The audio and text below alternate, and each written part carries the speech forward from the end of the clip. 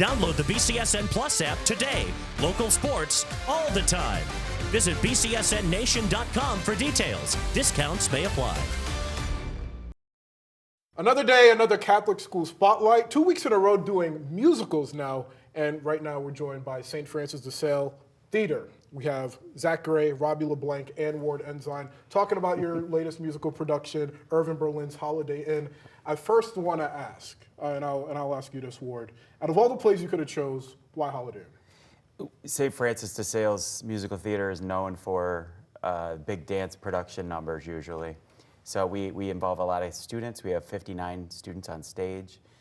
And I always try to find something that's going to involve, when you have 59 students, you want to have something for them to do. So big dance numbers are kind of our thing. And this one hasn't been produced very much. Most people think of it as a Christmas musical, but it's got a little bit of Christmas in it, but it's got a lot of other holidays in it too. So I chose this to, cast a lot of students. What is the type of vision that you want for this play, and how have your students, or should I say your actors, executed that thus far?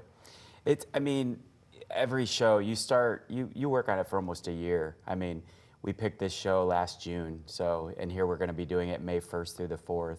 So you spend a lot of time eating, sleeping, breathing this material, and I think I have a duty to prepare these guys for any kind of show that could be coming their way in the future if they were to major in this in college or things like that. So last year, we mentioned we did the SpongeBob musical, so we did a newer one, and this year we're going back 80 years to Irving Berlin. So it's kind of one of those years, like, let's try a classic piece and introduce them to Irving Berlin's Holiday Inn. When you go back 80 years and you're studying the source material, it's much different in 2025. Performers have evolved since then.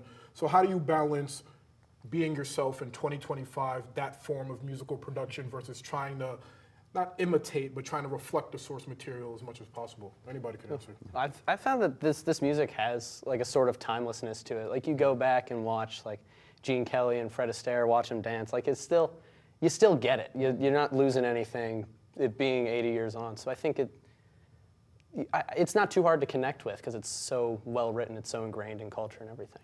And that connection that you guys have with your characters, what do you guys see in your characters that you can connect to in this play? My character, I think Jim is a very kind, a very trusting guy. Almost comes off as naive, in my opinion. I wouldn't call you naive, though, at all. But he trusts Linda, or trusts Lila, and then she goes off and whatnot. But I can connect to him in that he's a very kind, understanding, empathetic kind of guy. Ted is very cocky. He loves the stage. He loves the limelight. And do you love the limelight? I enjoy it from time to time. In the most humble way possible. Yeah. And that's something I can relate to, and I've seen a lot of people that kind of fit that archetype. And he's ambitious. He has dreams, and that also is something that I can get behind.